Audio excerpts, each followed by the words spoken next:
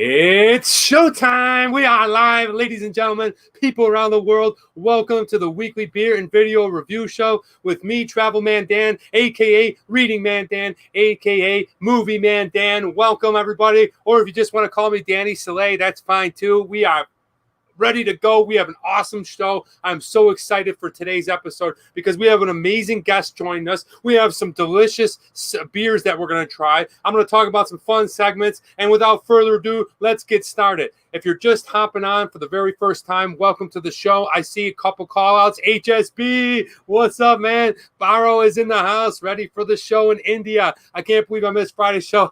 It was a pop-up, and I'll get to that a little bit later. No problem. Nate is here. Nate will be being pulled in here. I'll be reeling that sucker in. He's a big fish, that guy. We'll reel him in here. Welcome to the show. I'm excited. For the regular people, thank you so much for your continued support. I love having you here. Baro says it was just one bear show. Not a bear, a beer, but I know what you meant. Now, if you're just hopping on and you're unfamiliar with this live show, let me talk you through it. What we do on this show is I talk about and review two delicious beers. And we got some fun and exciting ones today. And I go ahead and review. I talk about the video that came out last week on my channel, and I preview the video that's coming up this upcoming week, all while clustered in and sandwiched together. We have some trimming down a little bit of the This Day in History, but we're still bringing it. We're going to be doing what are you reading, what are you watching, and we have a special guest usually every other weekend, and today is going to be awesome. So sit back, jam-packed episode, lots of fun. Who do we have here? Yes, Eaton Schism. Hey, welcome. Nice, Eaton. Welcome to the show. We already have 8 people. Love and light. Junatic is here. Welcome. Already 8 people. Jens, yes. Da-da-da. I got family business. Catch you later, Jens. I understand. Thank you so much. But yeah, if we get 20 people in the room, you know what comes out every time we have 20 continuous people. The beer bonger. All right. So stay tuned for that. But if you're here and you haven't already, be sure to go ahead and hit that like button. It helps out. Yes. Atanumi Sukanumi, welcome to the show. We already have 12 people. Oh, this is going to be a good show already. I could just feel it. Later, Jens, have fun with your family. Calvin, welcome from Minnesota. Let's go ahead and get started with today's episode. And, well, he's already had a couple of call-outs. People are excited. They don't just want to see me Travel Man Dan, they want to see the test bunny. So without further waiting around, snoozing on them, let's go ahead and bring him in the show. Welcome, everybody. Test bunny Nate. Yay. Hey, welcome. What's going on? Travel Man Dan. What's going on? How are you, man? Very good. We have Filio Coaxed Ron Swanson Cliff. I don't know what that means, but I love it. Welcome to the show. Nate, how are you, man? I know exactly what that means. I understand the reference. I'm doing great, man. How you doing?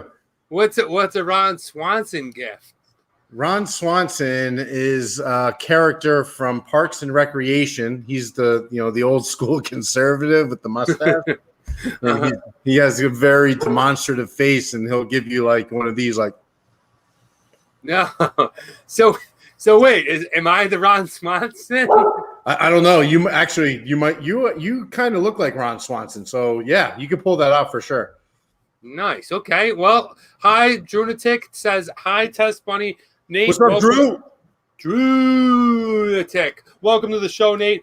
If we get 20 people, I'm gonna go ahead and bring out the beer bong. But let's go ahead and get started with today's beer. And today's beer is going to be an exciting one. Baro says hello. Hello. Let's get Eaton some love. Let's give some Filio Coaxed some love. They are new people.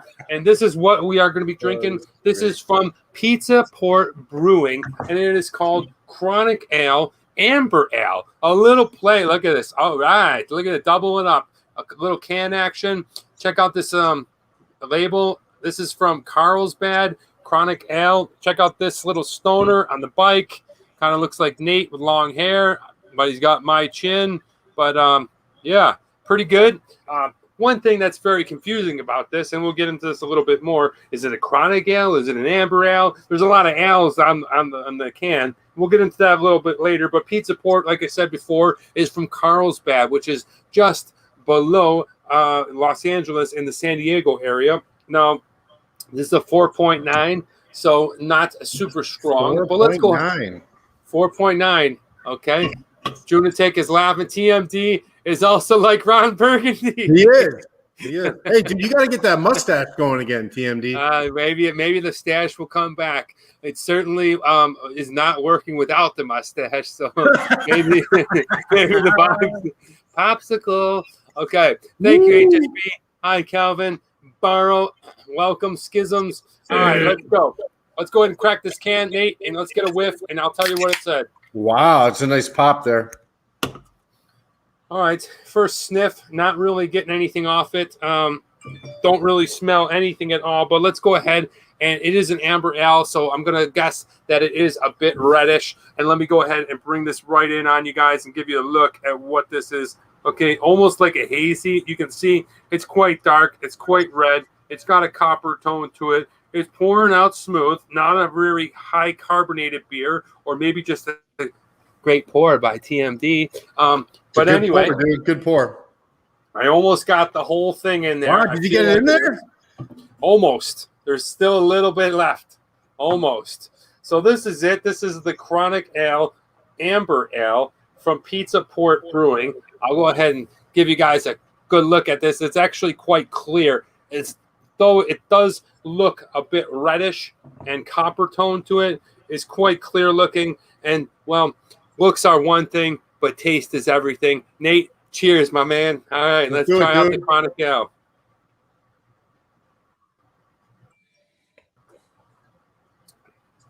Okay, not bad at all. I like it, actually. No, it's pretty light. It's got a clean taste to it. What I thought it would be.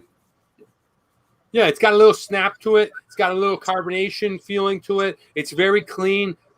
There's really not much going on in terms of complexity. I don't taste any bit of fruitiness. I definitely taste a more sweet, malty flavor. And really, to be honest with you, it's not a bad first sip. And, you know, I've been kind of hesitant about red ales, but I'm starting to grow. They're starting to grow on me. I know, Nate, you're not a big fan of the red ale, are you? Yeah. No, I'm not a big fan of it. It feels like a cheapened version of a port or a stout. Like they just kind of went halfway with it and was like, yeah, this is cool. It's red. It's not that great. Okay. What first sip, not bad at all. I'm enjoying it. But let's go on with the show. Nate, I'm just going to let everyone know, so give me a second. If you guys haven't seen the show, unfortunately, I got really busy with my real job. Hopefully one day I'll be able to flip this too. And I wasn't able to go ahead and properly edit and put out the video that I wanted. So instead of putting out a regularly scheduled Food Friday, I went ahead and did a just one beer. We did the Delirium Noel. It was a 10% beer. If you haven't checked that video out, it was live last Friday. Got completely smacked. It was a lot of fun, and I enjoyed it. But this week, don't worry, I got something for you. And we'll get to that in a little bit in the show. But I want to go ahead and talk to Nate about something that we didn't address last week.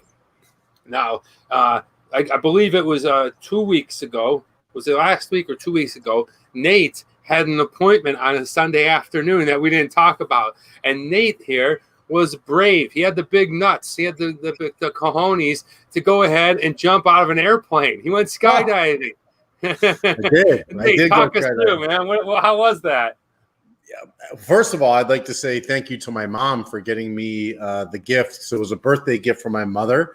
And my brother and I went out to Mesquite, Nevada, and jumped out of an airplane that was at about 11,000 feet. So it was pretty wild. I've never done it before. It's a really unique experience when you get up there. I kind of have a weird fear of heights, but when you're up in a plane that high, your fear of heights kind of goes away. Now, at no point did I feel any anxiety, unsafe, concern. It was just a lot of fun, a lot of endorphins kind of moving on me, and until I jumped out of that plane, that was wild. It was awesome. I recommend anybody doing it that hasn't done it, if you can. I'm scared out of my mind, but I hope to get to do it one day just to go ahead and face that fear. I'm really excited about that. So I'm glad that you had that opportunity. Way to go, Mom. And well, let's move on to the next thing. The next thing I want to talk about is what I brought up on the show, and you're going to be able to see next, I guess the next couple of weeks as we go off-roading and I go ahead and do a little camping. But guys, I want to talk about customer service.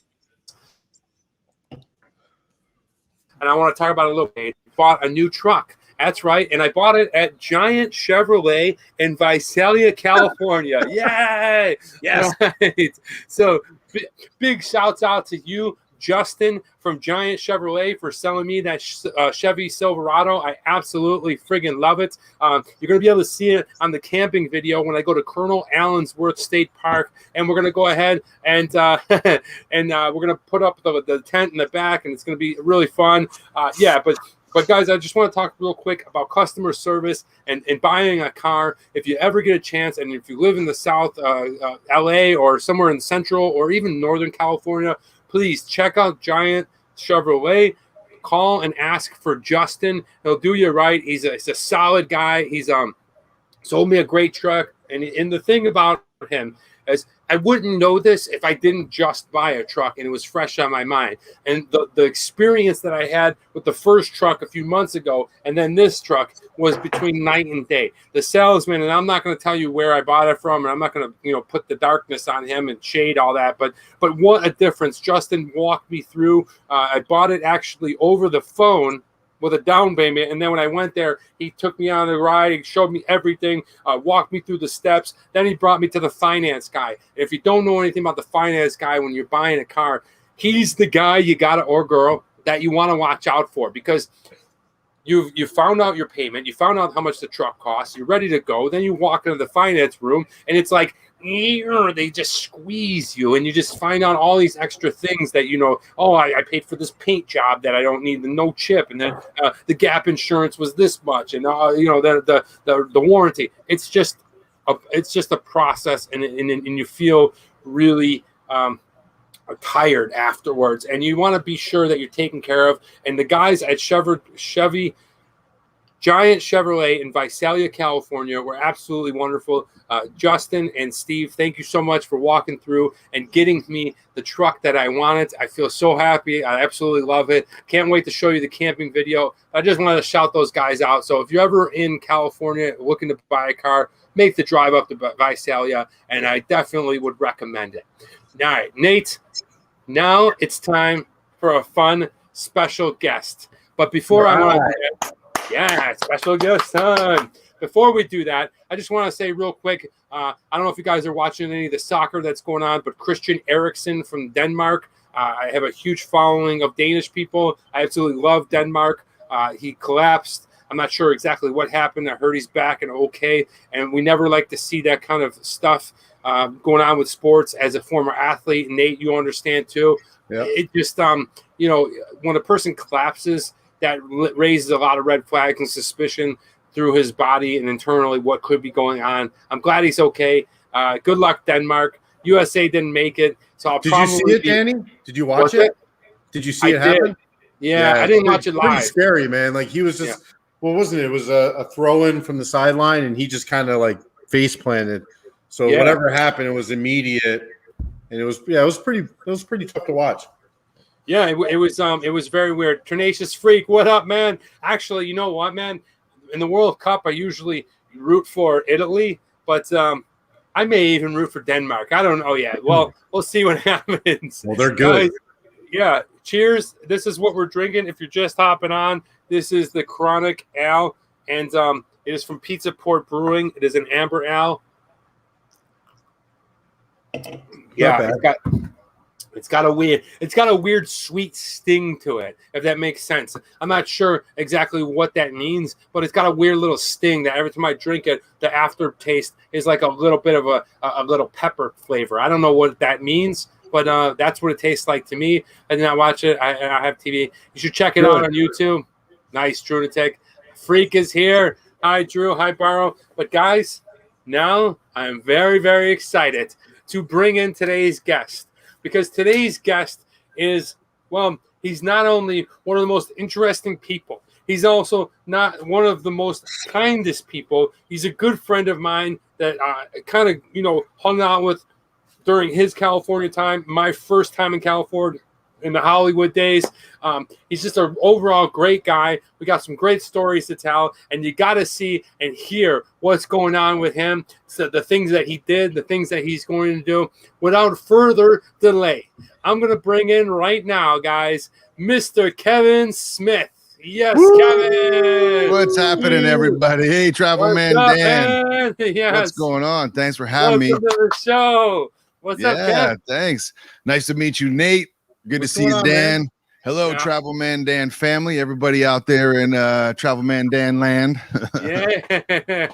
Let's give Mr. Kevin Smith a huge warm welcome, everybody. Kev, it's so nice to see you here. Oh, man, great to see you, man. All right. This is a beer show. Are you drinking anything this afternoon? Because you're in Pennsylvania, right? I am in Pennsylvania. I did find I looked for the chronic ale, but I found another an amber ale that I'm going to try out. Some Fat Tire from there we go, Fort Collins, Colorado. Another kind of amber ale, kind of balanced, smooth beer. So I'm going to be sipping on that, and then for a little bit later on, I got a little of the classic Yingling Lager can. We'll get into that a little bit later on, but I figured I'd join up with the Amber celebration. That's pretty cool, Kev. So I got to tell you guys right off the bat, Kevin, I grew in friendship with when I was living in Los Angeles and Hollywood in particular. We met through a cousin of mine that owned a nightclub, and Kev worked there, and I worked there, and we just hung out, and we did a lot of Hollywood things. But he's actually from Pennsylvania, just outside of Philadelphia, where Nate is from as well. So, guys, you want to talk about that real quick? You're from the same area, essentially, right? Yeah, I just found out this morning that Kevin basically lives about 20 minutes, maybe 25 minutes from where I grew up in central eastern Pennsylvania, north of Philadelphia. So that's pretty cool. Yeah, that's amazing. Yeah. My whole family is all right around in that area where Nate's from, and they've lived there for 200 years, all around in that Allentown kind of Lehigh Valley area. That's small world. That was crazy when Danny told me that. I was like, whoa, that's wild. Yeah, the Yingling beer really stood out to me because that's obviously if you're from the Northeast, if you're from Pennsylvania, every single 4th of July party you had, every single birthday party you had, there was a keg of Yingling at every one of those parties growing up, and I'm no different. Yeah. Well, let me ask you, Kev. You said your family's been there for 200 years. Do you think anybody in your family ever raced Jim Thorpe? Oh man. Yeah, I don't know. That's a hard thing to say, but honestly, it's so interesting in this area in Pennsylvania. I mean, pretty much the NFL and football and everything came from this area, and Native Americans playing the sport, that's a whole interesting history when you get into it. So I wouldn't doubt if some of the athletes were, going up against some of the native teams when they were in boarding schools all around this area in Carlisle, Pennsylvania, and all throughout the Lancaster area. It's pretty interesting. That is interesting. I didn't know that either. I mean, I know the American football is very rich in your area, but that's great, Kevin. So. Let me tell you guys a quick story real quick about Kev, me, how we met. And then I want to kind of segment into what he's going to talk about. So I told you before we were friends in California. We worked at a nightclub, whatever. And Kev, I don't know if you remember this or not, but do you remember when we went on the Lulau dental trip? Oh, yeah. Do you remember? Look at Nate. Nate's like, what the hell is that? What is that? Right. Allow me to story tell, if you will. So the Lulau dental thing was, now we worked at this nightclub. None of us made any serious money. It wasn't until later when they brought in alcohol, but in the very beginning stages of it, it was like this huge nightclub that my cousin didn't know what the hell he was doing with it. He would bring in all these weird artists and, a lot of people off the street, whatever. So we had to find ways to make money. So I'm not sure how we got into it. But Lou Lau Dental was this lady that would find people that needed dental work done for graduating students to pass their bar exam.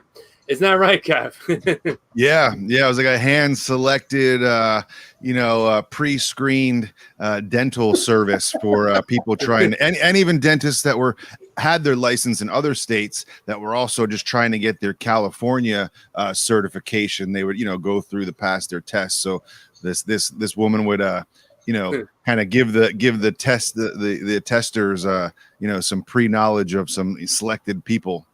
Yeah, and the other thing that you gotta know is, let's say you're gonna go for your bar exam in dental. It's not like law. If you bring in a cousin, a family member, and you're doing a cavity on like number 7, and that cavity isn't deep enough, without question, they fail you right there. Welcome to the show, Brendan. So what Lou would do was screen and pay people, would pay people like me and Kevin, and fly us all over the country. I mean, I've been to Oklahoma. I never did the Hawaii. I went to Massachusetts. A lot of my bottom teeth here, the cavities, are from the Lou Lau Dental. Yeah, free dental work. You get paid. We got picked up in a limo the one time up in San Francisco, like hotels, like just hooked up, flown all around hotels. Yeah. Yeah, and I'm telling you, I still have a relationship with Lou. She's the coolest lady. Nice. So I actually worked for the dental office on a downturn. Oh. I was a receptionist. I walked out in the 3rd week. A lot of people don't know that about me. I remember that. I forgot about that. Lou, super sweet. Her husband, who I liked a lot, was a terrible guy to work for. He would. So anyway, going down the lab, yes, we're 11 people in the room. If we get to 20, I'm doing a beer bong. Nate might do a shot. Kev, I don't know what you're doing, but here's the thing: we were in San Francisco, and we were hanging out, and we were, back in the day, Haight-Ashbury, where all of the hippie stuff and whatever peace stuff. Me, Kev, and 2 other people were hanging out, and we were doing some extracurriculars. I didn't always just drink beer. I did some other stuff, a little toots, you know what I mean? And we were having fun, and we got to talking. All right. Yes, hidden facts. There you go. We got to talking about what happened is we were going to go back to our hotel, which was, I forget where it was, Kev. It was in the city somewhere. Yeah, kind of. It was down more because we had basically walked from Fisherman's Wharf all the way to Haight-Ashbury. We spent the whole day kind of walking through San Francisco, and then I think we had to go back down towards. It was like right towards, I think, like J-Town, like in Japantown, where our hotel was. I'm pretty sure down in like downtown San Francisco. That's right. Okay, so let's stop. Hey Nate, one of those tattoos. Yeah, we'll show you in a minute. But yes, that's exactly what happened. So we're walking around, and for whatever reason, when you're not drinking beer and you're doing the other stuff, we got to talking, and I said, hey, wouldn't it be so much fun if we just kept walking? And we walked all the way home to New York, and then we got to like talking and just being crazy, whatever. And so you can't say I didn't stop by. It's me. Yes, you did. Welcome. It's me. Welcome to the show. All right. Very nice. And it's me as smiling and having fun. So anyway, we get to the walking, whatever, Kevin and stuff like that, and we talk about it. Then it kind of fizzles out. We do the dental thing. We go home. Now here's where things get interesting. We're working the club. We're doing the club thing, and Kev was the doorman. He used to check the IDs. Okay, so and then we put wristbands or whatever. Do you remember that position, Kev? Oh yeah, yeah, for sure. Yeah. Now, at this time, the nightclub was the biggest nightclub in Los Angeles at 3,000 people, and it was outrageous and whatever. So I forget what happened, but Friday night rolls around, and Kev's he's nowhere around. Doesn't show up. It's frantic, right? Whatever. Okay, maybe he got sick, whatever. The next night comes, still no Kev. We got no door guy. He's like, yeah, I'm busy, whatever. So the next night on Sunday, I forget what happened. I'm like, I'm gonna go over and check on him, see if he's all right. I was worried, so I go to you lived off of Cahuenga. Do you remember that apartment? Yeah. What did we call it? The box. Yeah, the boxes. It was Lexington and Vine. It was like Lex and Vine. Yeah, the boxes. The boxes, yeah. Yeah. Dude, they were the tiny little rooms. But so I go over there and knock on the door, and he cracks the door. What's up, man? How come you didn't come to work? I look inside. He's like, I'm doing it. I'm like, you're doing what? He's like, I'm doing the walk. And I'm telling you guys, his room had fucking maps all over it of the United States, of every state that he was going to walk through. And that's when I want to talk about Kev. Kev has a group, and he did it, and he walked across America. And Kev, why don't you go ahead and take over and talk about your little, your big walk. Yeah. Yeah, again, inspired by those seeds planted on our mini walk in San Francisco. But yeah, man, it was something that I had actually planned out going the other way from the East Coast to the West Coast when in dreams of going out to Hollywood. So I always had that in my mind. And when Danny, mentioned it, I was like, oh man, it's on now, because we only needed some extra people to kind of make the walk actually happen. But yeah, so starting from that day, I got started getting binders full up with every 15 miles, basically from Venice Beach all the way out to Manhattan, zigzagging up and down. So, as it got closer, I'm like, hey, Danny, so are we going on this knot, or are you coming along, or what's happening? But he had acting stuff going on, acting career. We had jobs and other things. So because we were pretty much going to take a year to do this walk across the country. Dude. But three of the other buddies that, we were all in the TV, because I was also working for BET.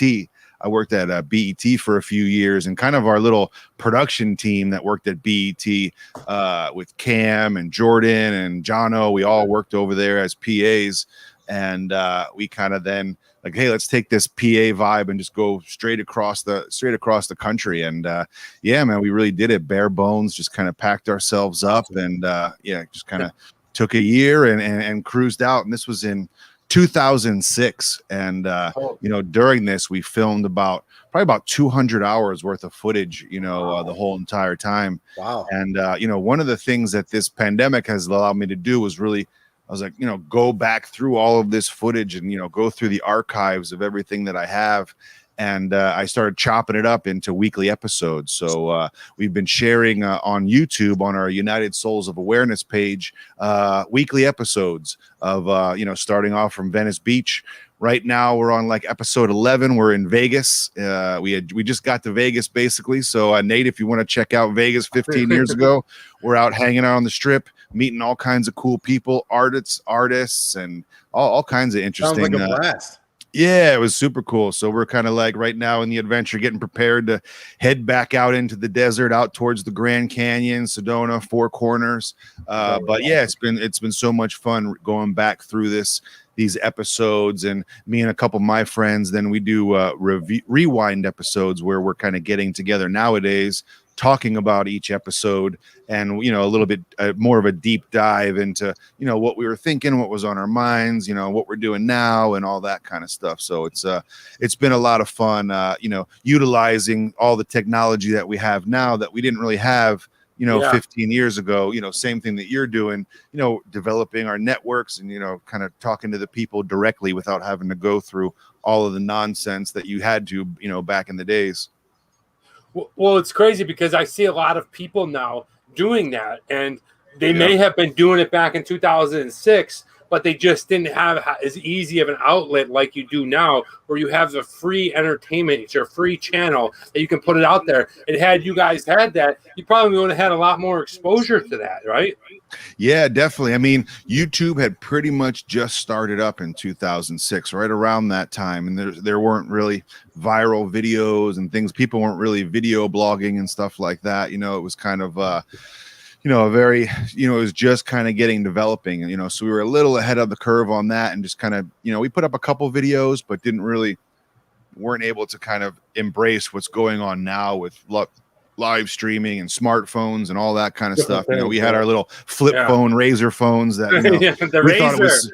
Yeah, we thought it was the coolest, crazy, futuristic technology that our ringer could be. That our ringer could be like a bad version of a song that you liked or something, like an 8-bit little video game song, but it was like a famous song was your ringer. Like that was like the height of cell phone tech, setting your ringer to one of your favorite songs.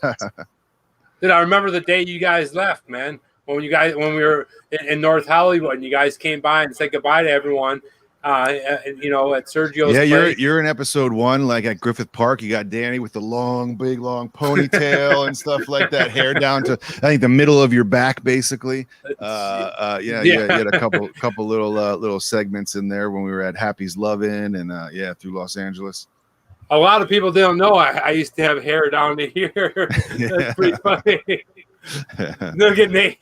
You got something to say there, Nate? Yeah, it's my worst iteration of Travel Man Dan is the hair down to the ass crack. It wasn't down to the ass crack. He was pretty damn close. All right. Well, look, Kev, I'm getting called out. Bong time. HSB called out the bong. We said 20, but what the hell? Might as well do it, guys. I'm gonna do a bonger of this Jamaican red stripe. Yeah, man. So, Kev, talk to me, man. What was your favorite? First of all, how long did it take you to complete the trip, and where did you go? Where did you start it in Los Angeles, and where did you end up, and how long did it take? Yeah, well, it took we took 1 year to walk all the way across, and like I said, we kind of zigzagged up and down a little bits here and there, but primarily we went from our main points of stopping was Venice Beach to Las Vegas. Then from Las Vegas, we walked to Four Corners, and then we walked up to Denver, up through Utah, up into Colorado to Denver, and then from Denver we went up north again. Up into Wyoming and into South Dakota, which was somewhere I really wanted to check out, the Badlands and Black Hills Forest. And we went through a bunch of native reservations through there, Pine Ridge and through other spots. And then from there, it was pretty much straight over to Chicago. And then once we were in Chicago, it was kind of like all along the bottom of the Great Lakes and up and through Pennsylvania, and then kind of came right down through this area, actually, along the Appalachian Trail a little bit. And then, right into Manhattan. And, it was, one of those things where, we hit pretty much every different climate you could hit. We were in the deserts at the worst possible time you could be in the deserts. We were in the mountains at the worst possible time in the snow and winter. We kept getting, over and over again, like, why would you pick this time to be in this area? But, we wanted to really push ourselves. We wanted to test ourselves. We wanted to see, how this universe worked. And we wanted to meet, a whole bunch of artists and musicians. And even around that time in 2006, again, we were kind of in the beginning cusp of it, but we were trying to tell people, that we don't necessarily need to be in Hollywood or New York. It's, with the internet and with our cameras and with our computers, we can make our own music, we can make our own movies. And, so we were really trying to, promote that in some of the smaller towns. Stuart, what's up? We got Kevin here. Kev, I love this. And hell yeah. Listen, as a person that loves travel, this story never, ever gets old. Like I could listen to all the stories and the fact that I know you guys and I watched it happen. I got to say, man, I'm super proud of you. I'm just so happy that you actually did it, because so many people talk shit. And I'm a big person that really says, commit to something and go through with it. And you did that. You did it with a group of people, which isn't always the easiest thing. You did it at a time where it was not it wasn't a selfless thing or selfish thing. You did it because you truly love doing it. And I really commend you. And although we didn't get 20 people in the room, this beer bong is for you and the United Souls. Yeah.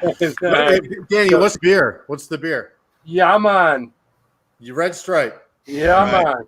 All Everybody, let's give him up.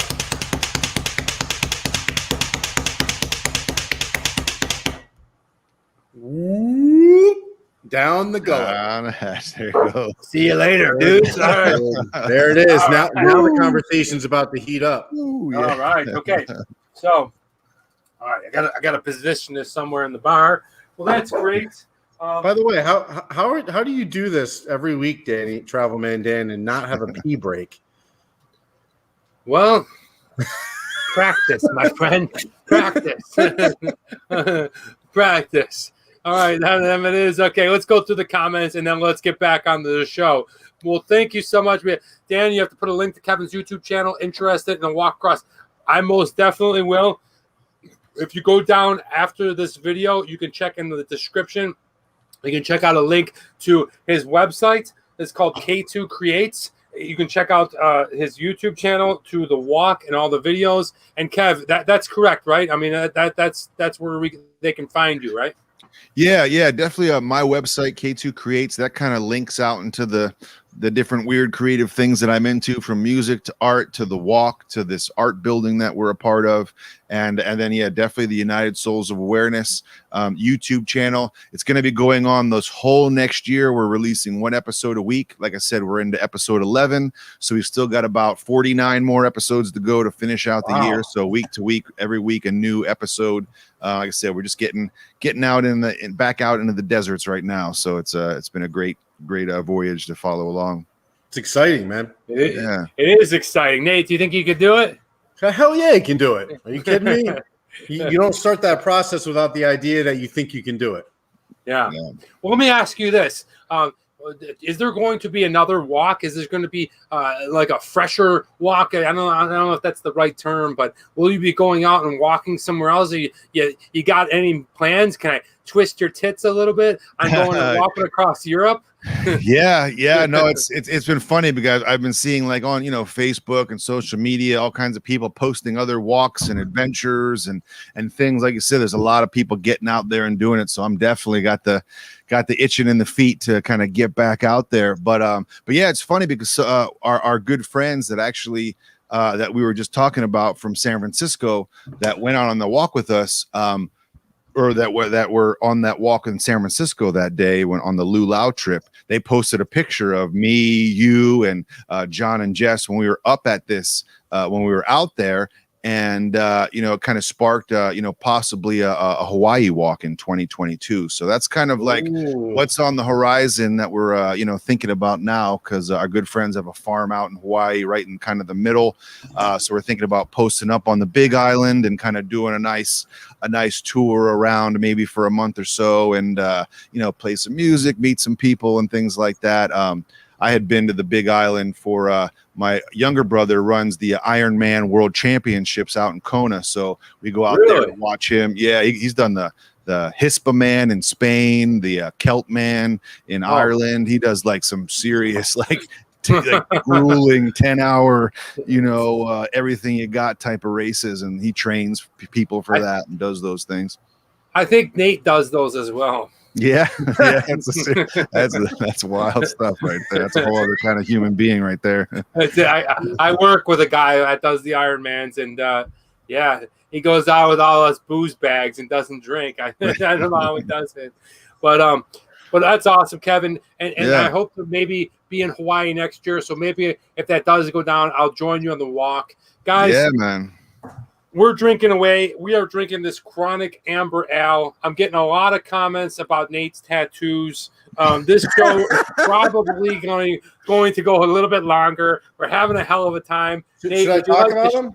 Let's go ahead and let's kind of go back to the title of the show, and then we'll go into your tattoos. I'm going to take another sip of this beer. It's a straightforward amber ale.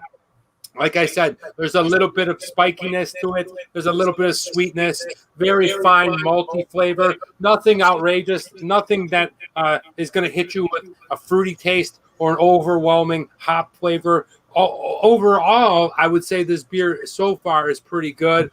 Now, let's get into that Nate story and give us a little briefing on some of them tattoos. So I would imagine you're talking about this tattoo right here, which... First of all, can I start by saying these tattoos are old? Okay, I know they're not cool anymore. That's the problem with tattoos is when you get them from a long time ago, they don't necessarily age well. These have not aged well at all. So fine. This tattoo right here is basically. I think I got it done. Danny, were you there for this? Maybe 2006, and it was all the places. At the time that I had lived, which is Slatington, Pennsylvania, Kevin, Wildwood, New Jersey, Rocky Mount, North Carolina, New York, and Las Vegas, Nevada. So the funny thing about this, actually, Kevin, you were talking about the walking. You started in Las Vegas. No, started in LA. Oh, started in LA, but you went through Las Vegas until you went north, and then you eventually went back through the mountains of Pennsylvania until you got to New York. So 3 of those spots are on my arm. Yeah, nice. Well, the one that I want to talk about is the other one. Yeah, that and what is that? Laotian, Mongolian? You know it's not Laotian.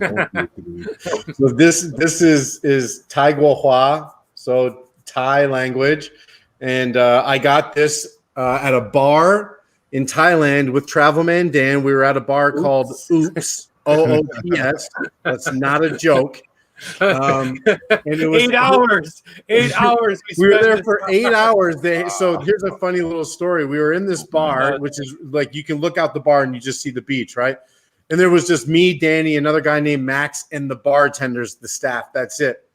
And I got inebriated to the point where I got this tattoo. But the greatest thing about the whole experience was they had a bell that you can ring inside the bar. A big so one. We start ringing this thing at like 11:30 in the morning, and we are 5 sheets to the wind. We get the bill at like 5 o'clock in the afternoon. So we started, I don't know, maybe 10 o'clock in the morning, 5 in the afternoon. That seemed like a normal journey for us back then, 7 hours on the beach in Thailand drinking. And we realized that ringing the bell meant that you were going to buy a round for the entire bar. Oh, wow. So every time that we rang the bell, we just thought everybody loved us. They were all screaming. We were buying a drink for the entire bar. Wow. And I think it was something like, I mean, it was bought, so it was super cheap. But I think it ended up probably being about $300. But when you're in Thailand, that's a lot of money. So that's the story. But this right here, all these places, it's just describing where I lived in the past at that time. This one here means this is, hold on, what is it? This is for my mom in Thai language. So that's what this tattoo means. Again, I was drunk at the time. Mom, I love you. This is for you. Okay, it says HSB says, what does he say here? Danny, you are at 5.3K subs. Can we have a live party at 5? Yeah, we can have a live party at 5.3. I love live parties. One thing, yes, we can definitely do that. Thank you so much for sharing that with us. We're getting all off the rails. Kevin, tell us about our cool mask, and that is exactly where we're going. The puppers, yeah, that's Dumpling. Got the sharpest, hardest bark, and every time I'm over there, Nate lets Dumpling breathe on my food, which I'm not ever happy about. Oh, yeah, you know what? It's only dog breath. It's it's not that bad. Let's go back to Drunatic, and I want to talk to you, Kevin. And yes, you got some shit going on in the background, and you're not walking and carrying that stuff. So I'm assuming that you're doing that now. Talk us through, what are you doing nowadays when you're not walking, you're resting your feet, and there's some kind of crazy, like, weird aliens in the back. What's going on there, Kevin? Yeah, that's kind of leads to what I was doing out in Los Angeles. Danny was a little bit more in front of the camera in his aspirations for Hollywood, but I was a little bit more special effects industry, and I'm a sculptor and an illustrator and things. So I did a little bit of stuff in the special effects industry. But behind me, I have some. I'll show you some sculptures.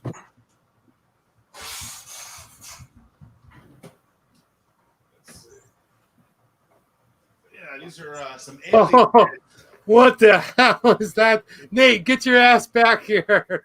Yeah, dude, look at that. Holy crap. Alien heads that I sculpted out.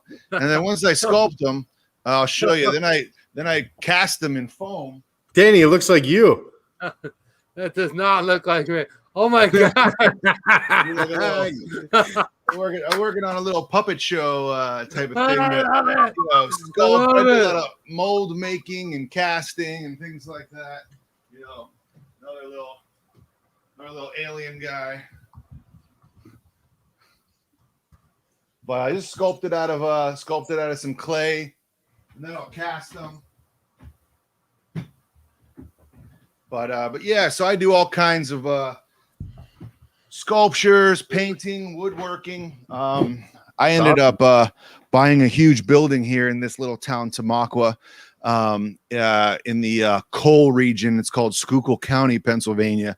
And there's just all these old abandoned huge buildings that are going for next to nothing. I got this building for so cheap. It's a 3-story building, 20,000 square feet. Wow. It's full of about maybe 15 artists that are over here, jewelry makers, leather workers, graphic designers. We've got all kinds, like everything from 3D printers to CNC machines and things like that. And we have a video podcast room as well, and a jam space where we all play music. So yeah, I kind of still getting into all kinds of different things. Do a lot of sculpting though, painting, woodworking, things like that. So and doing my own kind of video projects now. I love it, Kev. I absolutely love it. I think that you're super talented. Thanks, buddy. Yeah, no, really, man. I love the alien stuff. I love that you're always you're very similar to me in terms of like something's always on your mind to create, to make, to do. Yeah. And that's it comes from a true passion in your heart of being I don't want to use the term as an artist, because yes, we're artists, but just that you just want to create shit. You want to take shit from here and put it there, and then really make it's important. And I love what you're doing. I love that you got this thing, because you talked about it. We'd seen glimpses of it from the people that we know in Hollywood, but you're actually doing it the right way. You found a place like Pennsylvania where you don't need New York, you don't need Los Angeles, and you're doing it with creative people. Yeah, it's great, man. It's great, interacting with the youth in some of these areas that don't have a lot of opportunities. And like you're saying, man, it's so important that we have different outlets to express ourselves, whether it's athletics or spirituality or artistic ways. I think that's what happens for a lot of people. They feel like they don't have outlets to express themselves. I mean, you can only experience so much in this crazy world without having a way to express it some way or another. And I think yourself and all of us, we just love playing with that creative dance of expression and figuring out new ways to express ourselves. And that's what I always love, learning new ways to, express an idea. And I think that's one of the great ways to do things. I love it, Kev. Hey, this comment, I got to go ahead and call it out right now. I thought I did in the beginning. I'm sorry. I got my main man here, the 025. When nobody else was watching me, this guy showed up from India. Guys, I'm talking about Barrow by Paul. And Barrow, this last sip is for you, my friend. So everyone take a big healthy chug. Yeah, this is for Barrow. Barrow. Yeah, Barrow. Yes. Cheers, brother. Good to have you here, as always. And this is for you. And wow, I don't know about you, Nate, but I really enjoyed it. And now it's time. Kev, thank you for sharing. We're gonna go. Yeah. We're gonna hang, and we're now gonna go into one of my favorite segments. Probably my favorite segment. It is called "What Would You Rather?" And I'm gonna go ahead and ask you guys questions. You can answer them now. You can answer them later. I'll go ahead and put it down in the description so you can answer them after the show. I'd love for you guys to do that. But here we go. Let's go ahead and get started, and then we'll go ahead and review this beer. Give it a score. Yes. Okay. Ginta. Welcome, Ginta. We have 15 people in the room. Welcome, Ginta. So let's go ahead and start with what would you rather. Here we go. Here we go. Here we go. I give you a ticket. You can go to one of these two places. Okay. Where would you rather go? Would you rather go to the pyramids of Egypt? Okay. Beautiful. Wonders of the world. Man-made wonder of the world. Egypt, just an awesome place. Amazing people. Delicious foods. Always gotta put that up there in the top must-sees. Or would you rather go and see the Taj Mahal in India? And maybe you could see Barrow. I don't know. Yeah, that's a tough one, because that's another man-made wonder of the world. It is a Taj Mahal. I don't know. It's a great palace. It's a tough one for me, because that's both two regions that I really want to see, not only because I want to see the actual pyramids and the Taj Mahal, but I also want to engage with the culture, and I want to eat the food, and I just want to experience it all. If I had both trips laid up in front of me, 2 tickets, but you can only pick one, that's a really tough one, but I'm going to have to go with Taj Mahal. My man Barrow is going to be my tour guide. He's going to be walking around speaking for me. He's going to be walking me through it. I want to see them both really, really bad, and I will see them absolutely. But for me, if I only could see one, and I can only see one now, it would be the Taj Mahal. Okay, now, Nate, where are you going, man? Pyramids. For me, yeah, it's something that's always interested me. Would love to go over there and check that out. Number one, I want to make sure they're real. Got it. Okay. That's where I'm going. Got it. Egypt, Barrow time, Taj Mahal because the pyramids wasn't impressed. Oh, okay. So you went to the pyramids, wasn't impressed at the slightest. Wow. Kev, where would you go? Yeah, I would have to say probably I've always had India, Taj Mahal on kind of a bucket list, just the colors and the culture. I think that would be my choice. Yeah. I mean, obviously also the pyramids too, but if I had to pick, I mean, I think Taj Mahal at this point, if I had one choice. Got it. Okay. All right. The second one, and don't worry if you're just wondering now, Eat It or Not is coming up after we do the review. So we got into the discussion, so sometimes it's going to go a little bit longer. That's okay. We're having a hell of a show. All right. Here we go with question number 2. All right. Question number 2 is, what artistic skill would you rather have? Inspired by Kevin Smith, that's on the show today. Would you rather be a brilliant painter? Okay, you paint these amazing paintings, or would you rather sculpt out these amazing sculptures? Now, this is tough because paintings, I feel like you can do a lot more of them. When people see paintings, they're oftentimes a little more visible in terms of they're always in somebody's room or in an art gallery, and sculptures kind of get passed over. I don't know why, but if you're doing cool shit like Kev's doing, like those aliens and making them into foam puppets, how could you not? For me, I would be a sculptor. That's right. I would definitely do it. I like painting. I think it's a great skill. It's an amazing art. But for me, it's going to be all the way sculpting. And I would sculpt action figures, little toys. I would sculpt my friends. I would sculpt Nate, and I would sculpt Kev, and I would sculpt the people on my show. Nate, which one would you prefer? I'm not artistic at all, so it's tough for me. But I probably would do the sculpting too. I'd probably focus on animals. I'm a dork. Okay, very nice. Okay, so Kev, you are both. If you could only have one brilliant skill, which would it be?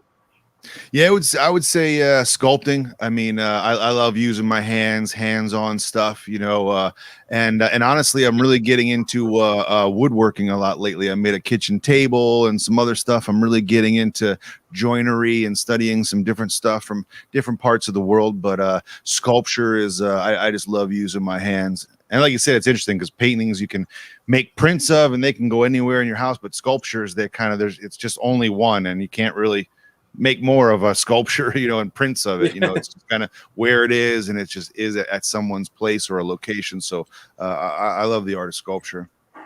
That's cool, man. That's really cool. And if you're getting into woodworking, I definitely suggest from Ginta's country, Latvian people. They do the best woodworking in the world, in my opinion. Oh, wow. Yeah, that's off the radar. I'll have to check that out for sure. Check it out, man. They do some amazing stuff with like joint work and no nails. Nice. But anyway, going on to question number 3, what would you rather? Had a weird encounter. Very nice guy I met at the gym. Very, very fun time talking to this guy. And then he tells me what his profession is. And he is the drummer for Genesis. That's right, the drummer for Phil Collins. He's an older man named Richie Garcia. I met him, hung out a little bit at the gym, talked to him, swapped back and forth some stories. Really cool guy. So that want me to bring this what would you rather. If you could only listen to which band, okay, which band would you prefer, okay? And this is another thing. We also know a drum tech who is the drum tech for Peter Criss at Kiss. Kevin and I both know him. And Kev, what's his name? Ed Cannon, Catfish Cannon. Ed Cannon, Uncle Ed. So Uncle Ed is the drum tech for Kiss. So next, what would you rather naturally would be, if you could only listen to one band, what would it be? Genesis or Kiss? Okay, that's a tough one. Both late. Well, Genesis might have been late 60s, but yeah, that's a tough one because very different style of music, but both great bands. Love both singers, lead singers. Thank you, Dan. I didn't pay. I know you didn't. I know you didn't. I love Latvia. But for me, I'm going to go with Chris Duncan. I think Genesis, when you look at all the songs on each album, it's just more easier to listen to. And yeah, I just prefer that. So shouts out to you, Richie. Although I do definitely love you, Ed. I'm going with Genesis. Nate, who you going with? Definitely Genesis. If I had to make a choice between arena rock and some kind of whatever Genesis was, which was basically like emo, soft alternative rock, I'm going for that. Way over Kiss. Genesis. Kev, what are you doing? Yeah, I would probably go for Genesis as well. Yeah. Okay. Yeah, I got to tell you, I went to a Kiss show, and my cousin and friends of us are friends with Kiss, so we're literally touching the stage down in the pit, and I didn't know what kind of pyrotechnics go on. Crazy. Gene Simmons comes out. My fucking ears were about to explode. My face is on fire from all the fireworks. And it was just, if you've never been to a Kiss show, you know what I'm talking about. But Genesis is the best. Couldn't listen to Kiss for too long. And that's a good statement. I'm along with Ginta. Okay, going on to question number 4. All right, number 4 is for my boys right here on the show today. You guys know we already talked about this in nauseum, that these guys are from the same area in Pennsylvania, but the biggest city is Philadelphia. Philadelphia is known for its food, and the specific food, much like the city of Buffalo, known for their chicken wings. And we have our battles. We have the Anchor Bar versus Duff's. We have our battles. Oh, here we go. Talking about. So Nate already knows. I think Kev does too, guys. Which one would you prefer? Okay, would you prefer this one? Okay, Geno's. Okay, look at that cheesesteak. Okay, there it is. Yeah. Okay, on a nice roll. You can see the roll has a nice glaze to it. It's soft, but look at that steak. And then look at the cheese. Looks like he's got a little bit of white cheese and cheddar cheese with onions. No peppers, guys. No peppers. This is a huge pet peeve amongst my friend Nate and the Eat It or Not Test Bunny. He says no peppers. It's not a real cheesesteak. And you can see this is Geno's. And then right across the street, literally, I could hit it with a baseball. You could hit it with a baseball. We got Pats. Look at that. And look at that. The Cheese Whiz. Yeah. Little more chopped up. Went with the Cheese Whiz on a hard roll. Looking delicious. Guys, these two places are iconic to the Philadelphia people. These two places are an American classic. Man, these places are right across the friggin' street. Where are you going? Are you going to Geno's or Pat's? I unfortunately have not been to either. I don't know. I'm going off of pictures, and I did a hell of a lot of research on this one. But if I had to choose, if I had to pick one, I'm sorry if this offends you, Kevin or Nate, but I'm going, Pats. Okay, Woo! To me, I'm going Pats, baby. I love the look of that oozing the Cheese Whiz. Okay, so now let's go. Too bad Def Leppard was an option. It's me. I'll keep that as an option. Okay, I'll go to Pats. I've been to both. So, Nate, let's go to you. Where would you go? If I'm just going for one, right? And I've been there. I've done the competition where I've been standing there and I've eaten them both at the same time. For me, Pat's is the more classic cheesesteak. So there's a difference between the two. Geno's is really the sliced ribeye. It's not as chipped as a Pat's steak. Pat's is more of a chip steak, which is kind of what I like. Both use Amoroso rolls, I believe. And I want to talk about that pepper thing. It's not that you don't put peppers in your cheesesteak. You can, but it's not part of the mix. It's added on top. So if you want to put anything on there, it would be the onions and the cheese, and that's it. And then you add your condiments on after, which I don't recommend. Pat's all the way. Okay, all right. I respect that. That's what I picked. Pat's. Kev, where would you go? Yeah, man. I went to college down in Philly at Temple, so it was a constant down in that area across the street, looking at both of those spots. But we went to Pat's every time, man. The little kind of window you go up to, a line down the street. It was definitely a lot more. Just kind of roll up, go to Pat's. You had to know what you wanted. You had to be quick. You had to say what you wanted, or it was like soup Nazi. You'd be straight out the door. You got to know everything. I'd always have to prep my friends when we bring them down to Philly, like, know what you want, because this is gonna go quick. But yeah, Pat's, man. Okay, and we're getting a lot of love for Pat's.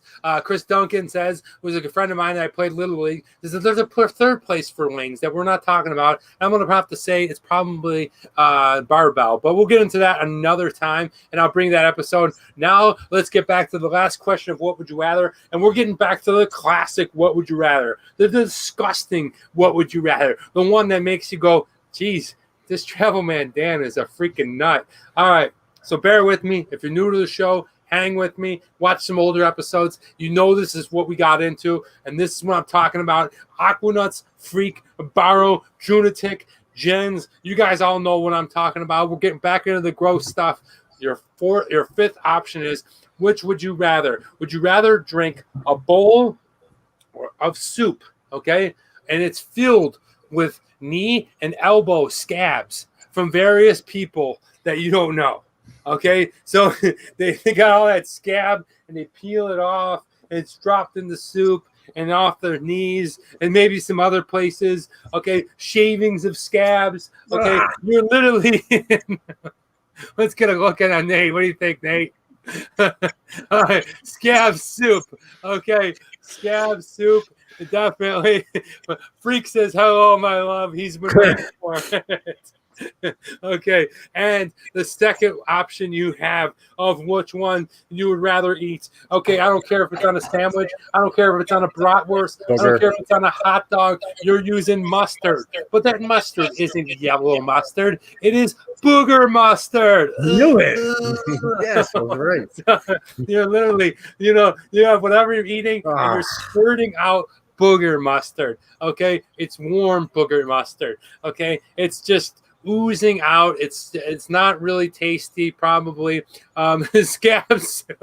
Which one do you rather? That one's tough. Something about scab soup.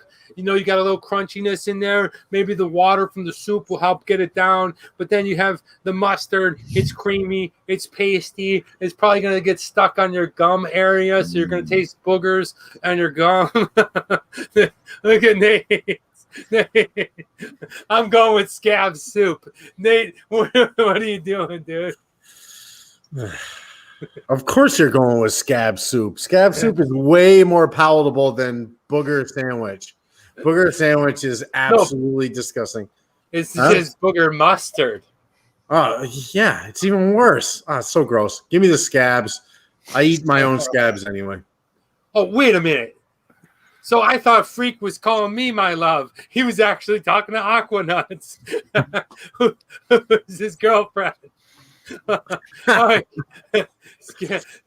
Keita tries the scab soup. Kev, which one you going with?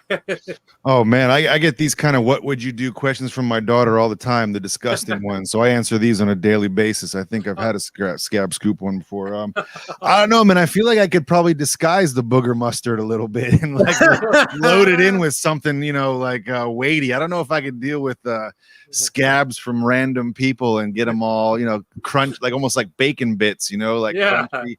I think that, I don't know, that's a hard one. That would be hard. I think I'm going to go with I'm going to try to mask a booger sandwich with the booger mustard. Wow. Maybe put it in one of those Pat's cheesesteaks, have a little line of booger mustard in there. Oh, can you imagine that? Oh my God. Worse than scabs. You imagine all that yellow is boogers. Yeah. Nice and salty, and I could deal with that, I think. Couple in Denmark. Best couple in Denmark. Yes, I absolutely agree. And I tell you what, Aquanuts, Freak, me and Nate are so excited. I'm going to be coming back to Denmark. I don't know when, but I will be there, and we will be hanging out. I'm going to come to your house, and you're going to cook for us. Or we'll go to a restaurant. All right, moving on. Let's go ahead and let's do the scoring of this beer before we get started, and then we're going to do the test 20. Guys, I want to get right into the taste of this sucker. The taste was delicious. It was something that I was very peculiar about because you never know what you're going to get with an amber ale. You never know what you're going to get when it says chronic ale. Am I going to taste some weed beer? Am I going to get super sky high that I can't even talk? No, there's neither of that. Okay, it was a delicious red ale. It was fresh. I really enjoyed it. I think Pizza Port did a great job, and that's why I'm going to go ahead and give the chronic ale a nice, good score of a 4.0. Nate, what do you got? I'm going to go with a 3.5. I liked it, didn't love it. I do agree with the Christmas of the red ale, which is a bit of a shock for me. That's why I didn't get a 3.0, 3.5. Okay, Kev, you want to go ahead and score that flat tire? Yeah, I mean, I kind of feel about the same, like, a mellow right down the middle, 3.5. I'm kind of feeling that as well. It's kind of feel it up in the cheeks a little bit, but it's a real smooth. You don't really get too much of it. It's just kind of like a mellow, smooth beer, fat tire. Subtle. Yeah, okay. Mm-hmm. All right, so the price. Now, you got this pint glass. It's a little bit bigger. I think it's 16 ounces. Not bad.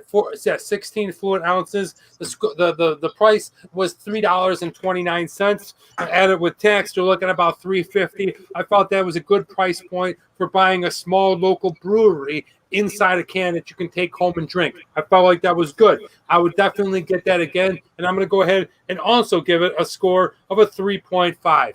Nate, what do you got? Yeah, I'm going to go 3.5 again. The funny thing is, Danny, I think we both bought this from the same store, but different states.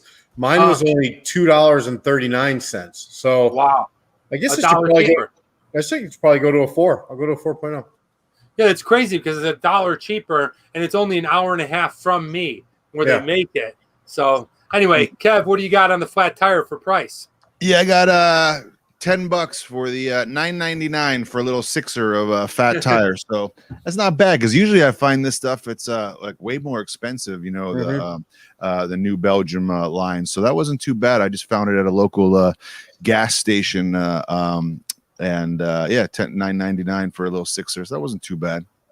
Not bad. So about $2 a bottle or something like that. Yeah, right? yeah, a little bit less than that, like less than $2. Not bad. The 6-pack has definitely gotten expensive in America. There's no doubt about that. $10 for a 6-pack is expensive. No, they've also figured out a way. Like my titty is hard. They've also figured out a way to make it a 4-pack and really expensive. Yeah. And PA is where I live now. PA is new now to having like alcohol in gas stations and grocery stores and all that. Oh, you can. Yeah. Now it's in every like grocery stores and gas stations. Like now you can pick up a beer and stuff like that. It hasn't been like that for forever until more recently. When I was growing up, we used to have to go to like beer distributor. Beer distributor. That's right. Yeah. And the wine and spirits is in a separate space. Wine and spirit shops and a beer distributor was separate. Yeah, that's right. Chris Duncan says $8.75 for a 6-pack of flat tire. Okay, drinking coffee here. Do you want to take? That's fine. Okay, let's go to the design because I want to talk about this design. There's a lot of things going on with this thing. One thing I like about it is the artwork, right? It's very cartoony. One thing I don't like is how when you look at it, you have to kind of look at the whole can. Yeah. And Nate can maybe talk about that. You have to look at the whole can to figure out what's going on. One thing I like about it is the color scheme. One thing I don't like about it is the color scheme. If that makes sense, it's a silver can. The colors in this thing are cool, but they also get washed off against the silver can. I feel like they could have used a little more red, purple, or darker colors to make it pop out off of that silver can. So you don't really see what's going on unless you pick it up. I mean, let's not get too technical about it, but if I was to look at a can like from a distance, you want to know what's going on. With this one, it's very busy, right? There's a lot of stuff going on. And that's my third complaint, I guess, if you will. It says chronic ale, amber ale. So is it a chronic ale or is it an amber ale? There's just a lot of stuff. It's very, very busy. I like that it's a pizza port. I like that it says good beer brings good cheer. That's kind of cool. But overall, I feel like this guy right here on the bike, this cool looking dude right here, he's not really he's not getting his fair due, right? He's just he's not. There we go. he's a cool looking dude, right? But you don't really see him that well because they didn't go the right color off of that tin can. So I'm going to give it a score of a 2.5, right down the middle. Not that impressed. Nate, what do you got? Yeah, I'm going to go 2.5 as well, and I kind of agree. I think that it's just too metallic, too silver. Yeah. If they would have taken, you see where all these little like kind of tacks are, the nail holes, right? Yeah. Right. If that would have all been like a matte navy blue or something, or a matte like really dark gray, this thing would have popped way more. But it gets drowned out because everything's so metallic and silver, just like he is. So I completely agree. 2.5. Okay. Yeah. Kev, what do you got for the fat tire? Yeah, well, first, I definitely agree with you guys on that stuff. When I was looking at for some of the cans, so many in that genre, they're just so busy and it's so hard to tell what's going on or what you're actually drinking with crazy names and crazy art and metallic. It's hard to figure out what you're even drinking without pulling each one out and really looking at the whole thing. But yeah, I like the fat tire, very classic. Blue and red, very simple. I kind of enjoy a simple type of label a little bit more. So I'd give it a 3.5 on the label for this guy. Okay, not bad. Let's go to accessibility. Now, this is brewed here in California, specifically Southern California. Carlsbad is just, I guess, north of San Diego, south of Los Angeles. So it's pretty accessible to me. I could probably find it anywhere. Nate was able to find it in Las Vegas. Now, whether or not you're going to be able to find this in Morocco or in South Africa, probably not. Latin America, yeah, no way. I'm guessing no. Asia, probably not. So the accessibility is probably geared to more being on the West Coast with maybe some options in bigger cities on the East Coast. For the accessibility, I'm going to go ahead and give it the subpar, and I'm going to give it a 2.0 because it is not going to be found a lot of places. Nate, what do you got? Yeah, I'm going to go 2.5 for the same thing. It is here in Vegas, but that doesn't tell us much considering we're only a couple of hours away from the hometown of the Spear. So 2.5 for me. 2.5. Okay, Kev, what do you got for the accessibility? Yeah, I mean, for obviously, I wasn't able to find what you guys are drinking. So, in cold country Pennsylvania, there's we don't quite have it out here. But for Fat Tire, it seems like it's out everywhere now. Like, I'd say a 4.5. I think you'd be able to find it. We actually walked through Fort Collins and went through like the Fat Tire spot and got to see a little bit more. But so it's been over the last 10 years, I've seen it kind of grow and spread out a little bit more. But yeah, I'd say 4.5 for a lot of the New Belgium Fat Tire brews. Nice. And that's one of the things that's cool is I like to see places like Fat Tire grow to a Sam Adams, to a Pete's Wicked, and get more popular. I don't think you can get it here. Fat Tires everywhere. Okay, very cool. No. Chris says that's in Buffalo, New York.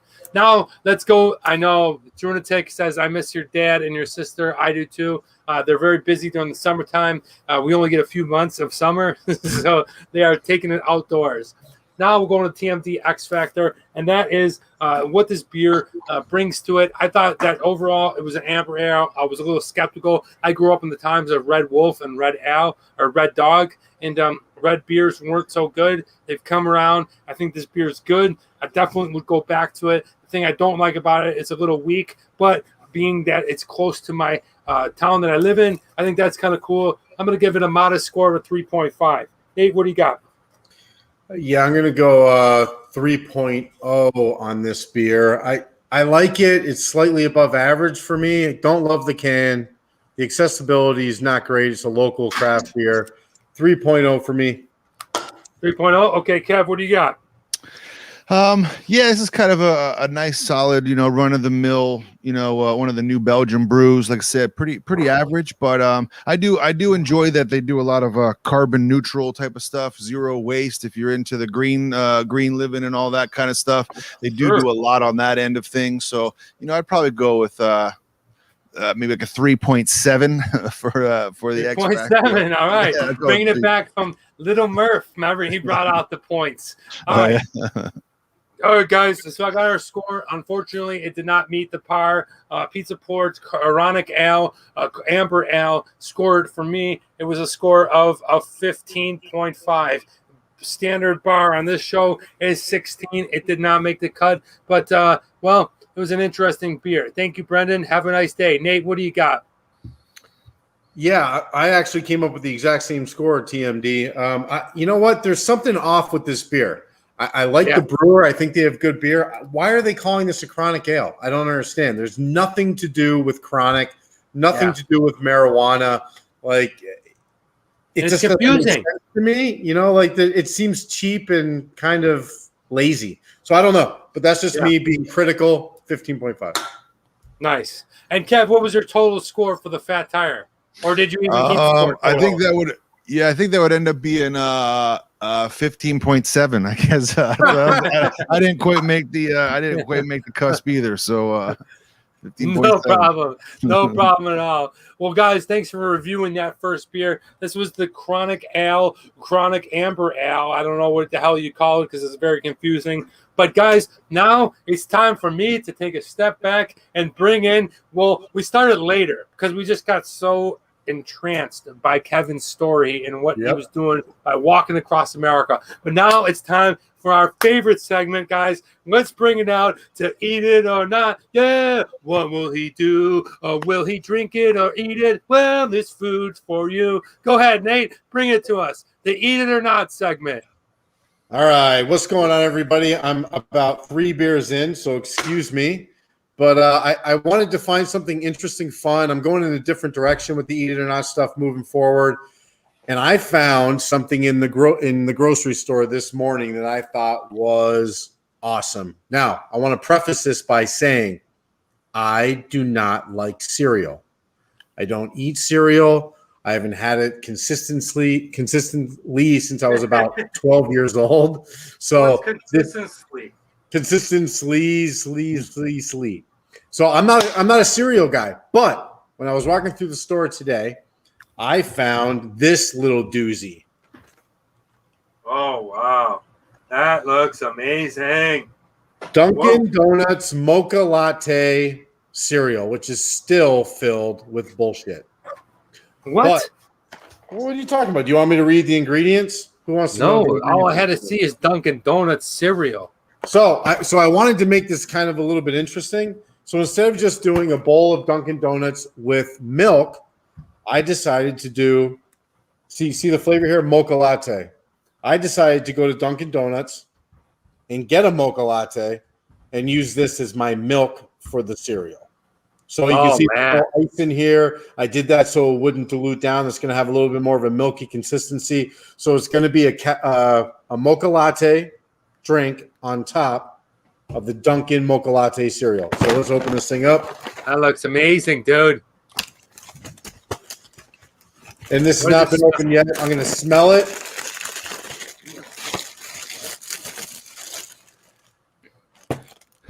What does it smell? I mean, I got to say, it smell like donuts? No, it doesn't smell like donuts. It smells like coffee. It smells like chocolate coffee. It smells like mocha. It's actually a really pleasing smell. Now, inside the box, you've got these little doohickeys. I don't know what you call these. See that thing? All right.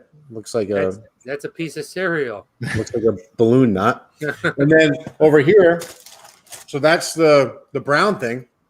But then you have this marshmallow that looks to have coffee kind of swirled through the marshmallow. So that's interesting. Oh, he went right in for the bite. It doesn't taste like coffee. All right, so we're going to pour. I got my little black bowl here. Okay. Oh, man. There's Kev, do you like cereal? This guy was saying he doesn't like cereal. What American doesn't like cereal? Hate it. Yeah, I haven't had cereal in quite some time. We got chickens in my house. We got eggs. Oh, exactly. Dude, I love cereal.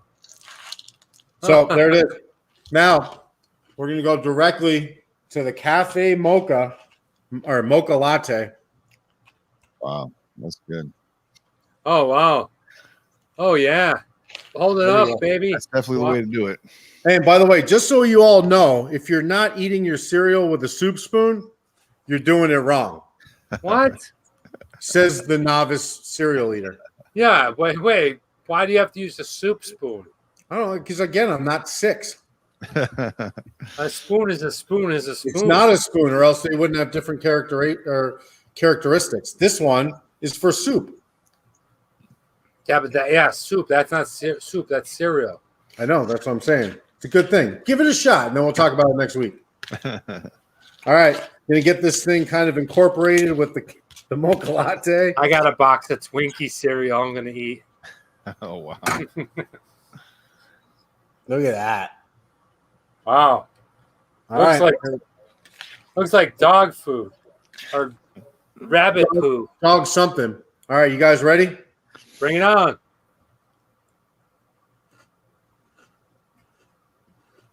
Oh, a spoon is not a spoon. Wow, one more? Yeah, dude, fill us up, dude. He goes in for a monster spoonful. Is it not crunchy? I feel like I should be hearing more crunching. Hold on, let me do it again for you, Kevin. Hold on. Oh, okay, yep, there it is. That's a good crunch. The real ASMR. All right. Thank you. It's not bad. It's pretty good. It tastes like fake coffee, fake chocolate, and fake marshmallow. That's exactly what cereal is. Fake? Yeah. It looks pretty real to me.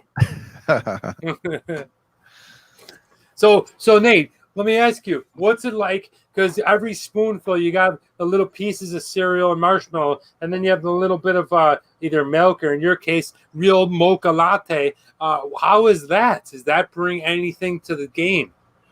Yeah, it's actually like it's kind of an adult cereal, believe it or not. You would think just by the look of this box, it kind of screams, I don't know, 13-year-old girl maybe. But this is actually a pretty adult flavored cereal. So if you like cereal, but you don't want it to be overly sweet, like a Fruit Loops or, I don't know, Danny, you might want to help me out. What are the super sweet ones? It doesn't have that kind of flavor. It's definitely a more mature profiled flavor for cereal. So if you're on the fence about cereal, you want to try something new, you like coffee, definitely give this a shot. I would say eat it. Give it a shot. Barrow says he uses bamboo sticks instead of a teaspoon. Barrow, that's why you're here, buddy. Barrow, if you ate a bowl of bamboo stick, that's awesome. Nate, my last question before we move on. Would you or not eat it or not? Yes, I recommend to eat it because it's different. It's cool. There's something. The fact that Dunkin' Donuts is in the cereal game, give it a shot. It's worth it. Yeah, there's a lot of those crossovers with Kellogg's Post. You know, like I said, I'm doing a lot of Hostess stuff and Twinkies and stuff. So, Kev, if you haven't exercised your right to walk down the cereal aisle in America, I suggest you do. Check it out. Nate, that looks delicious. I'm salivating. I might have a bowl before salivating. I was going to say. Is that right? Or did I say that wrong? I mash up words. Especially, all right, moving on, guys. It's time for the second beer. Nate, guys, I'm going to bring out the second beer right now. This beer is something, a little preface from Nate. I've never tried. I've always been interested. The only one that I've ever known to ever mention this one was Rick Fontana, and he told me his dad used to drink it. I'm not sure how to pronounce it. I know it's from Brazil. It is called, the way that I know it, Xingu Black Beer. It's got a little crocodile on it. Check this one out. It's as smooth as a silk. Okay, looking forward to that. Nate, you also have one. That's right. And Kev, what are you drinking? Got the red bottle opener. Yeah, I have a equally strange-looking word that's just as hard to pronounce. That took me a minute. Yingling Brewery. Something here. Our next-door neighbor is one of the oldest breweries. I'll have to take Travel Man Dan for an episode when he makes it out to the Pottsville area to tour the Yingling Brewery. Like I said, one of the oldest, old-school, down-in-the-dungeon type of breweries. You can kind of walk through and do a tour. But, yep. Little Pennsylvania classic.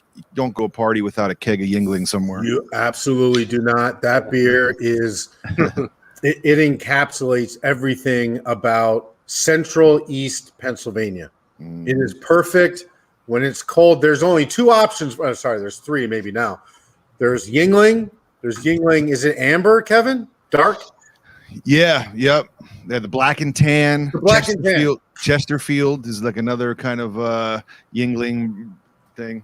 It is an iconic brand in that neck of the woods. When I was going to school with Danny in North Carolina, people would go up to Pennsylvania and bring cases of it back. That was back in 1998, 99, and 2000. So it's super popular, and people that love it, they absolutely go nuts over it.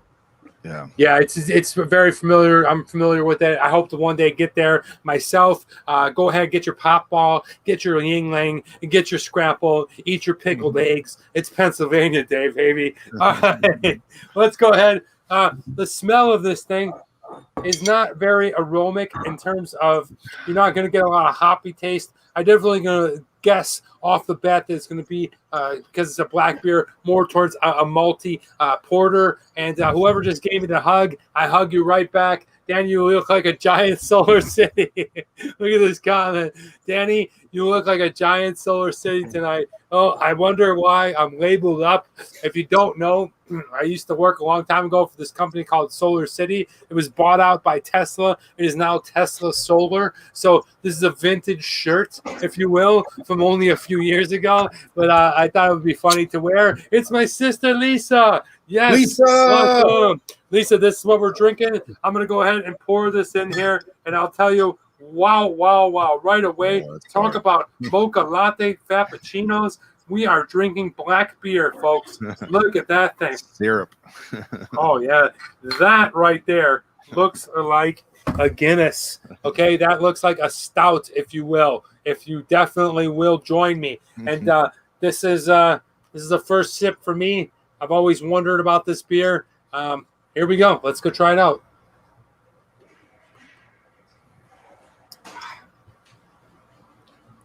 Back. Oh man, so, dude, that doesn't happen to Travel Man Dan very often, right there. Looks like, dude. Yeah, that was gross, man. I haven't tried it yet. Should I give it a go? I did not give it a suck, dude. Give it a pull. Give it a suck. Yeah, it's get a bird's eye view. Yeah, exactly. Bitter beer face. Oh man. I don't know. It's okay. It's not okay. Is this what they drink in Brazil like consistently? There's no way. There's no way, dude. This is like, I don't know, man. It's like, this reminds me of a Guinness that you find at the 99-cent store that's spelled wrong. Like, instead of the S's being S's, it's with a Z. Guinness. You know? And this is what you get. It's been warm on the bottom of the shelf for months. What do you think, Kev? How's the Yingling treating you? Oh man, so much a treat. Is a treat. I'm going back.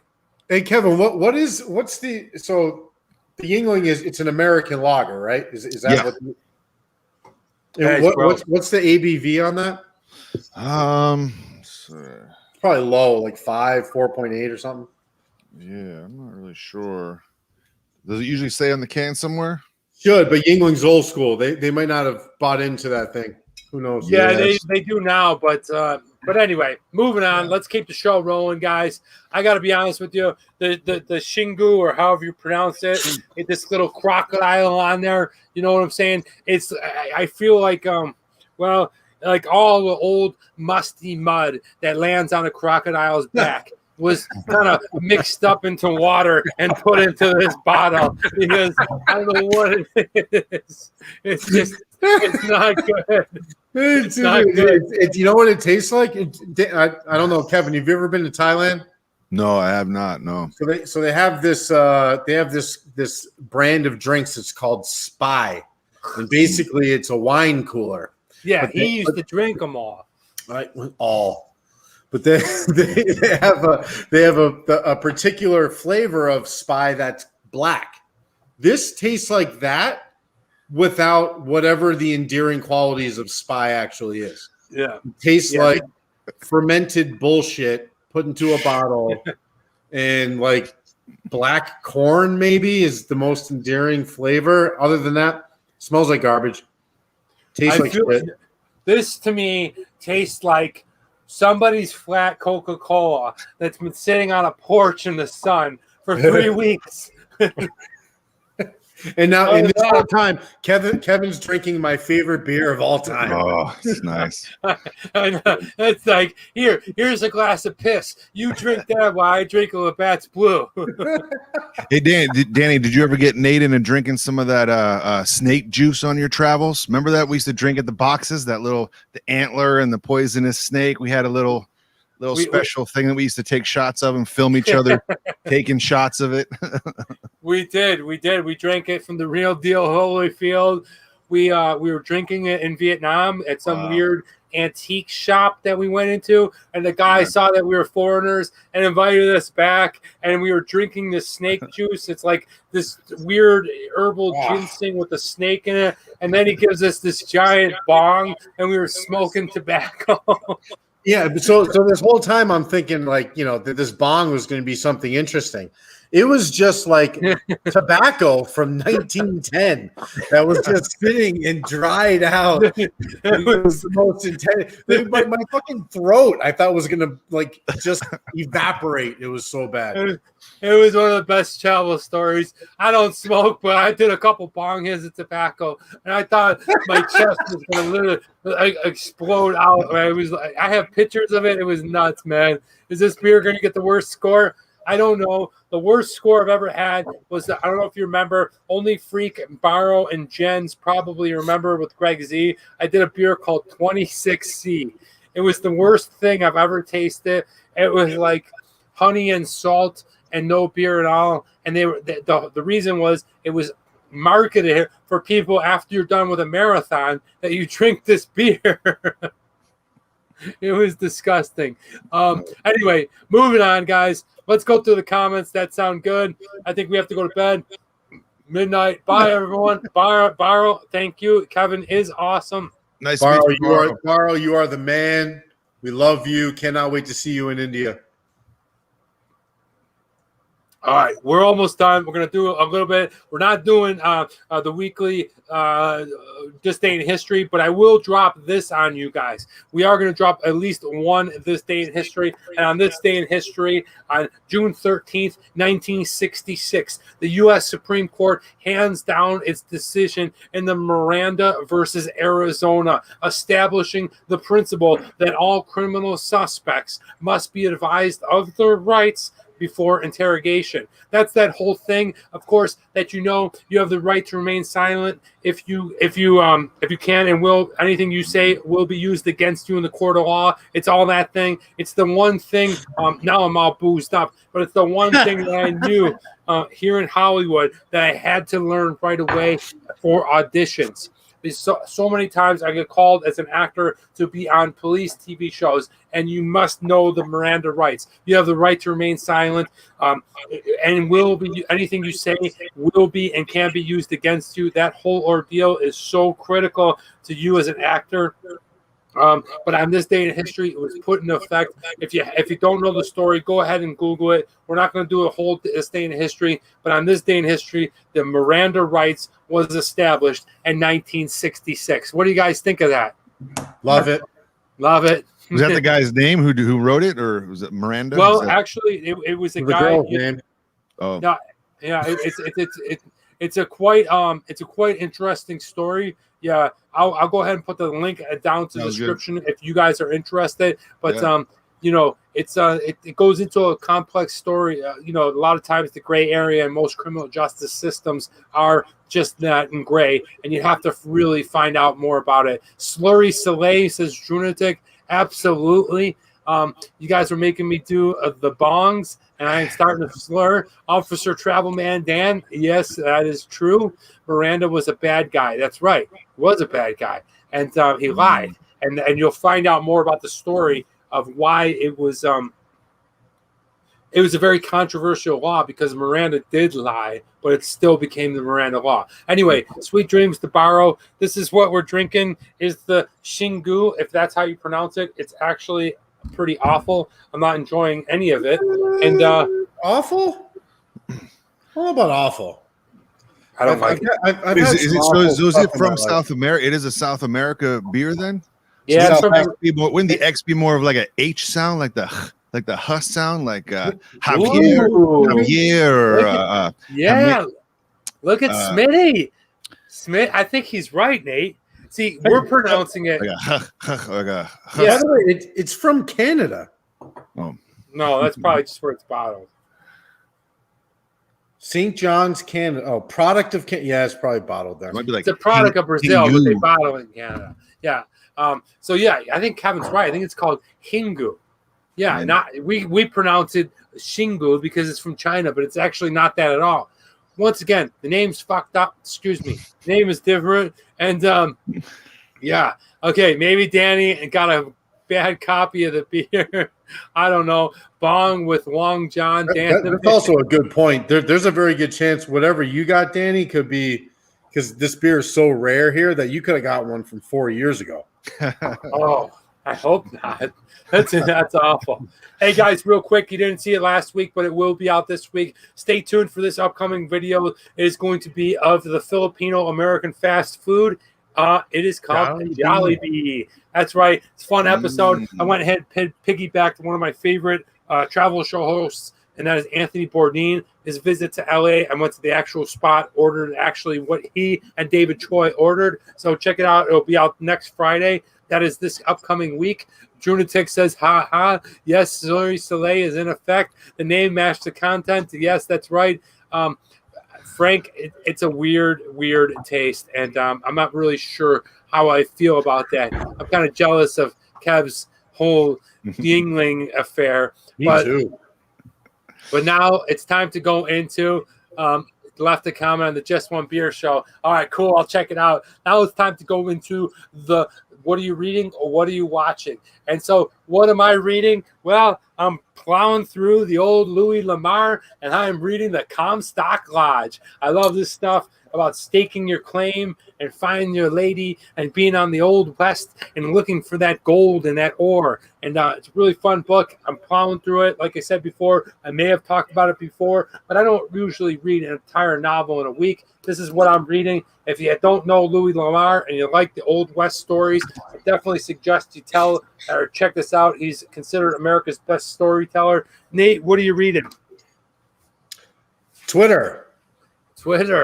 Nice. Couple of 2-sentence guys. Oh, yeah, All listen, right. hey, man, I'm trying to get my anxiety to its peak level, and that's one way to do it. Frank, you're absolutely right. Yeah, I love the Old West books. Love it. Kev, you reading anything these days? Yeah, I've been kind of doing some little dives into, more just been looking at a lot of stuff with video editing and computer like magazine type of stuff with just trying to get up to date on all the editing software and video cameras and stuff like that, but yeah, just kind of like some things like that. No novels or books right now. Okay. I remember Kev also gave me the inspiration to read one of the favorite books called Beyond the Pale Horse. Remember that one? Oh yeah, that's one of the OG deep dive books to get you to go down the rabbit hole. All right, what are you watching, guys? What am I watching? I'm watching one of my favorite movies. It gives me inspiration to my YouTube channel. It gives me a lot of hope knowing that, we may be on the higher channel, and we have 5.3 thousand subscribers, but I'm watching UHF. One of my favorite movies of all time. Yes, it is out. It is on Amazon right now. Check it out. It's with Weird Al Yankovic. And one of the cool things about it is Stanley Spadowski, the janitor that he hires, that little move that he does like this, okay, when he comes out of the thing, that's actually Michael Richards, who previous to being hired on Seinfeld, like when Seinfeld opens the door and Kramer pops out and does that little wiggle, that actually came from the movie UHF when Michael Richards did that. A lot of people don't know that. One of my favorite movies. Absolutely love it. Nate, what are you watching?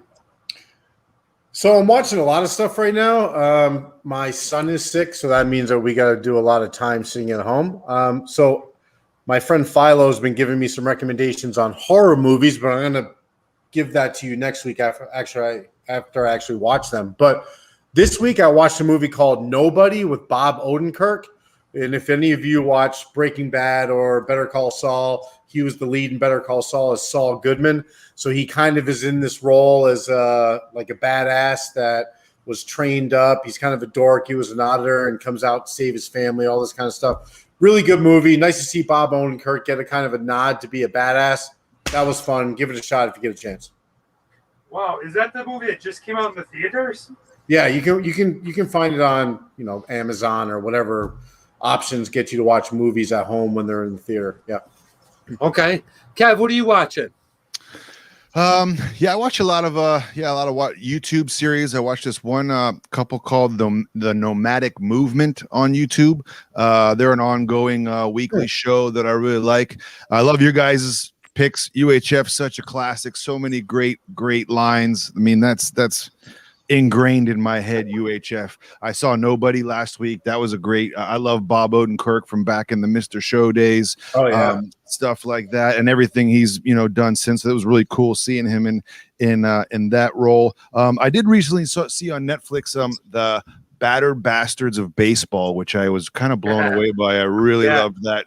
That was like inspiring to me, and I really loved that story. I didn't really know that history with Kurt Russell's father, Bing Russell, and how deep he was, and it was cool seeing someone with such passion of the game and how that transpired. But I really love that documentary movie that I just recently saw.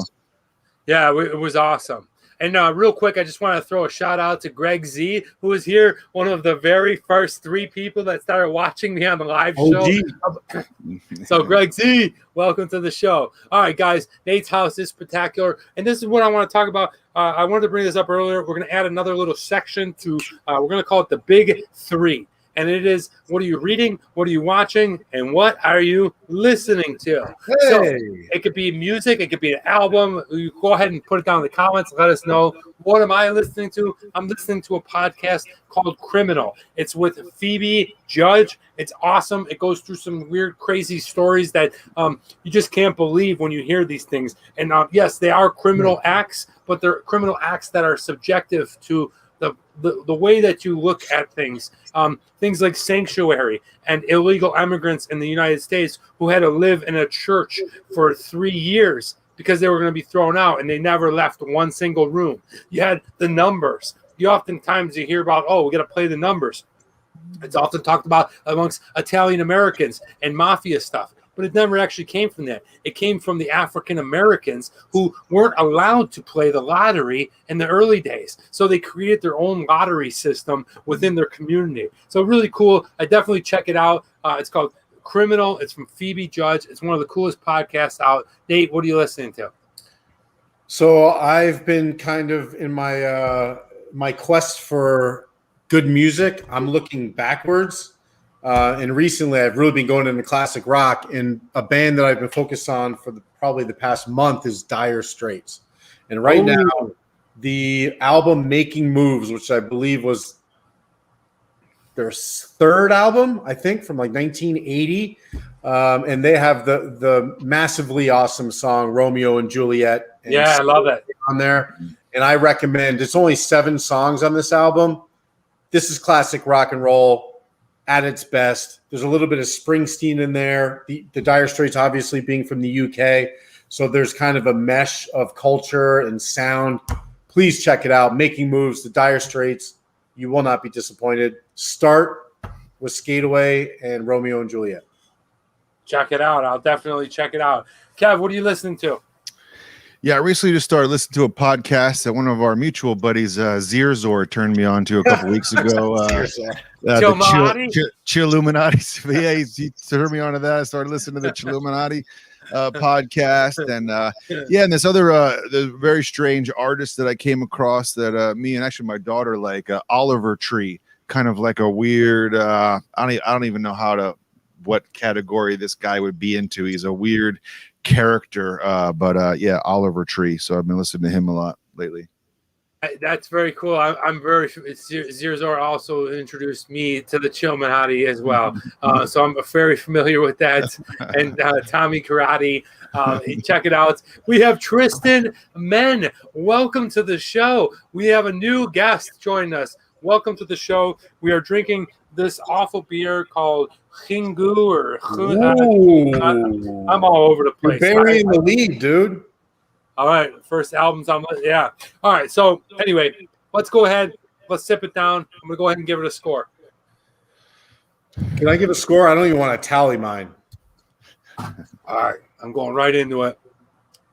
All right, it basically tastes like if you took a spoonful of molasses and a spoonful of Australian Vegemite and put it into a glass of cold water and stirred it up. It is. I am not a huge fan of it at all, and I'm going to go ahead and give it a score of a 1.5.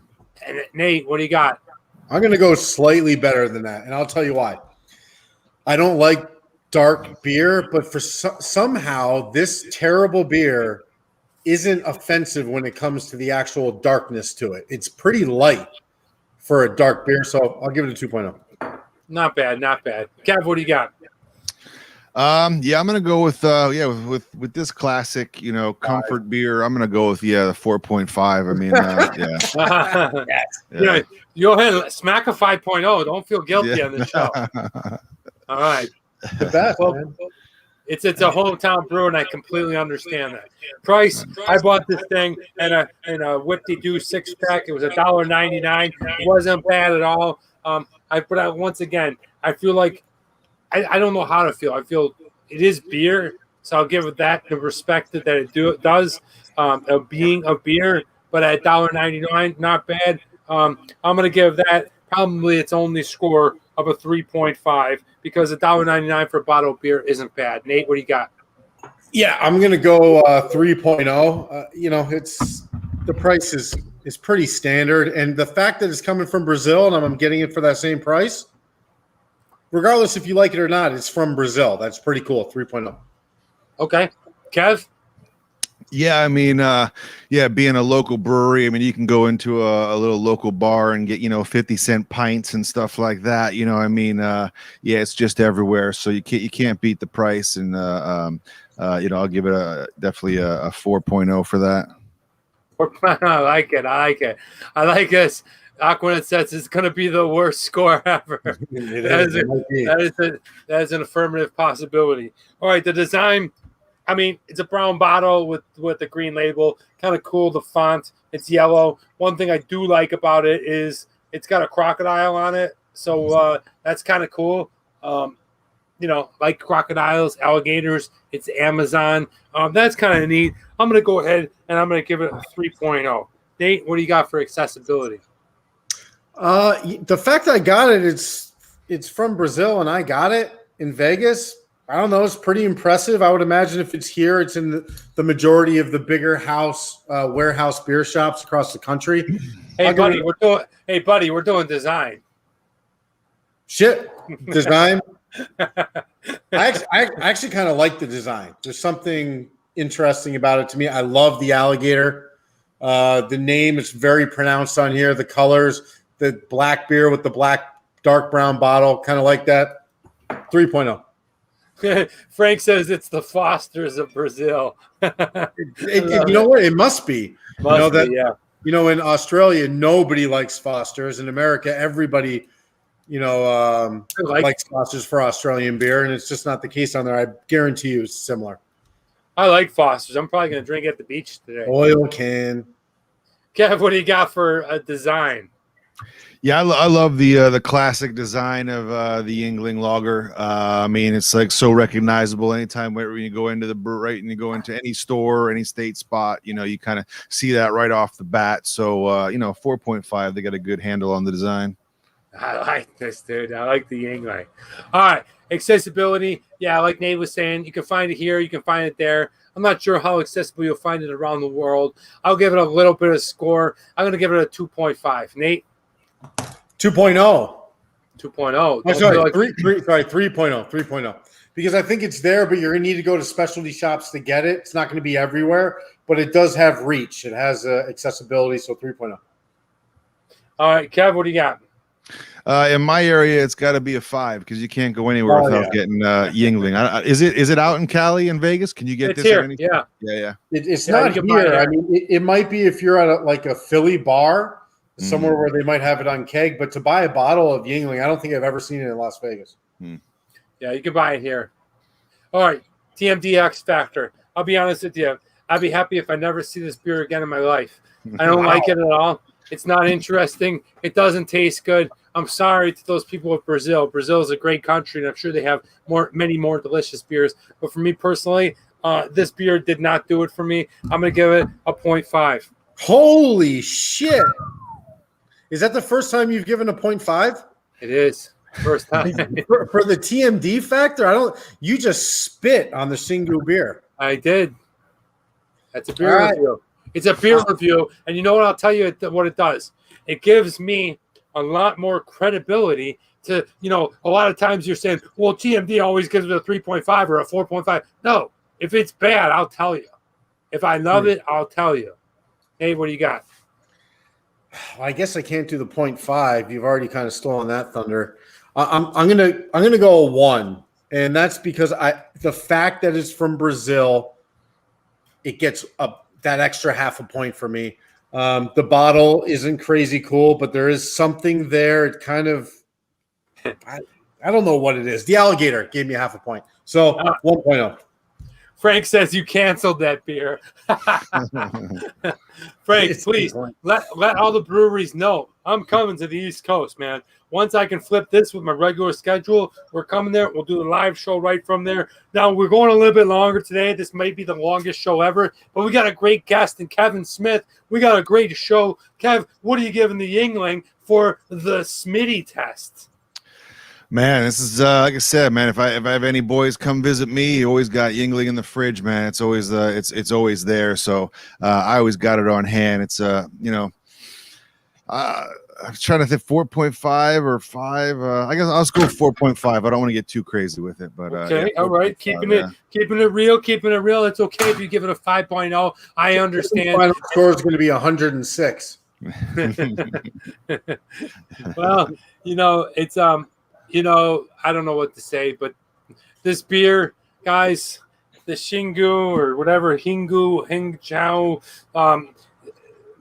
Danny, hold on a minute. Let me address this comment right now. What's your favorite sock color? Well, I don't know. That's a good question. I guess my favorite sock color would probably be yellow. I like yellow socks. I don't know. I don't know. It's a question to ask. Guys, here's yellow. When's the last time you had a yellow sock? Never, but it's my favorite color. All right, here we go. What is your favorite sock color? He says. I answered the question. It's a fair question. Guys, unfortunately, I gave this beer a score of 11. 11. That's right. This show is getting crazy right now. I gave it a score of 11. It is a sucky beer. I don't recommend it. Rick Fontana, I don't know how your dad drinks this stuff. I would rather drink Keystone Light. Okay, Nate, so what was your score? 30 pack of Stones, dude. 30 pack of Stones. So I'm actually better than you, and that's because of the 1.0 I gave at the end there. 12 for me. It's not a great beer. It's okay. It's from Brazil, so it got some cachet. I'll never buy it again. I'll likely never drink it again unless I'm in some sort of a dare. 12.0. Yeah. This beer I knew from the get-go I wasn't gonna like it. I don't know why. It felt like it's been on this. I don't know. Kev, what did you give the Yingling? I think we're up to 18.5, so it's a keeper. Yeah, that is key. I feel like if Nate scored it, it would be a lot higher. Yellow is a very Shakespearean sock color. Hey, but I died 1,000 years ago.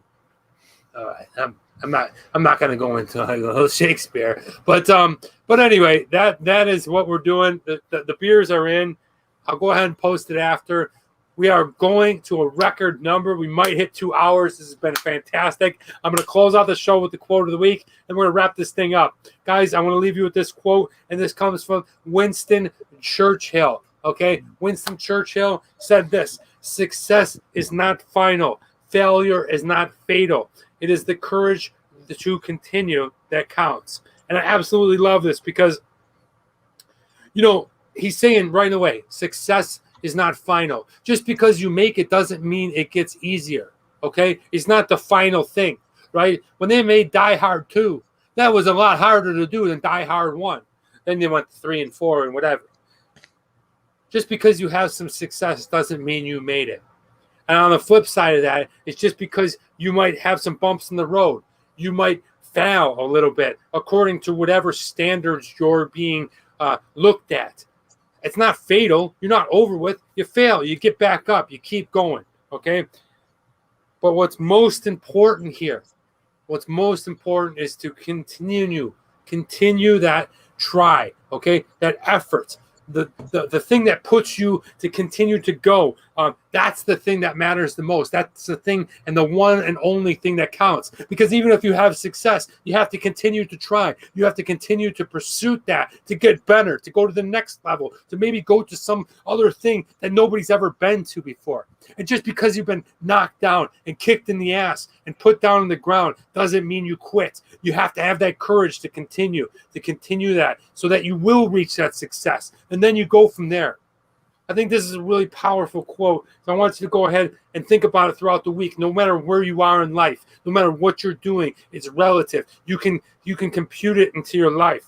Find out where it fits. And whether you're a chef or a doctor or you're a businessman or you're just a regular guy that goes to work at a regular thing. That failure, that success, that could be something with your job, something with your family, something with your health. You can find it in your life. But this is a really important quote, and I hope that you can adapt it to your life. That's all I'm going to say to that. Nate, thank you so much for being on the show. I hope you had a great day. Talk to me, dog. What was the highlight of today's show? It is pretty much the longest show we've ever done. What did you like the most? I like all of it. I mean, having Kevin on was awesome. You talk about just going out there and doing something, and then having you two guys on this one show, it really makes me realize that creating things over consuming things is such a great mindset to have as a human being. Whether you're creating incredible artwork like Kevin is for the movies and masks and crazy stuff like that, or you're creating a healthy environment for your family, whatever that is, anytime you have the option to either create or consume, create. Always. Every time. I love it, Nate. I absolutely love it. I've always said to you, whether it's in public or personal, that I just want to produce more than I consume. And Kev, what a treat, man. What a friggin' treat, dude. Oh, man. I hope you enjoyed being on the show. Leave us with some last words before we go. Yeah, man. No, it's so great to be here. It's so great to be able to talk with you again, Danny. It's been quite a minute. So great to meet Nate and see all the awesome people commenting in the whole Travel Man Dan family. What's up to everybody? Thanks, everybody. And I just want to, just encourage everybody to, like we've been saying, find those ways to express yourself. Try to remember those things as a kid that really, got you inspired, and, don't be afraid to make mistakes or to fail. Just kind of try things out, go forward. And I think you'll find that if you move into the things that you're afraid of, you'll actually, accomplish something really great. And that's some things that I'm always looking for in my life, things that kind of scare me a little bit. I try to move into those things a little deeper, creatively and expressing yourself. So, just encourage everybody to take those steps and find those things that are true to you, of how you want to express yourself with the crazy world going on around us. We got to have outlets to be able to do that with. And, I think it's important. Absolutely, Kevin. I know you personally. I'm not going to get into it too much because we're going to wrap this show up. But thank you so much for being here. I think you were such a great guest. We love to hear what you've done, what you're doing, and what you're going to do. We're going to bring you back. We're going to bring you back with a couple other people that are on the walk, whether I'm in Pennsylvania or whether it's we do it like this. But it was such a pleasure to have you on the show. Thank you so much. I really wish the best of you. I'm very proud of you as a friend. I'm very vocal about that kind of stuff. So I want you to know that it really comes from my heart, and keep doing it. Keep doing your thing. It's awesome that you're doing it. Nate, as always, my friend, I absolutely love you. You did a great job with that Dunkin' Donuts thing. You're disgusting for not eating cereal. Cereal is amazing. And thank you so much. I'm going to wrap things up, guys. This is the end of the show. This is the longest we've ever gone. It is just under 2 hours. I'm going to go ahead and get ready. I'm going to the beach up in Malibu. Thank you so much, Kevin. Thank you so much, Nate, for being part of the show. It was an epic one. We'll always have this to remember. It is on record. Thank you guys for joining us. Thank you for commenting. We've had about 30 people in and out of the show. It's very supportive to me. Thank you for being here. We'll be back next week. I love you guys. Thank you so much. I'm Travel Man Dan. And remember, it's a big world out there. Make sure you see every bit of it. Bye, guys. See you, everyone. Bye. Hey, Kev. See you later, guys. All right, let's run through these comments. Thank you. Thank you. Thank you. Big love. Big love. All right. Bye, guys. See everybody.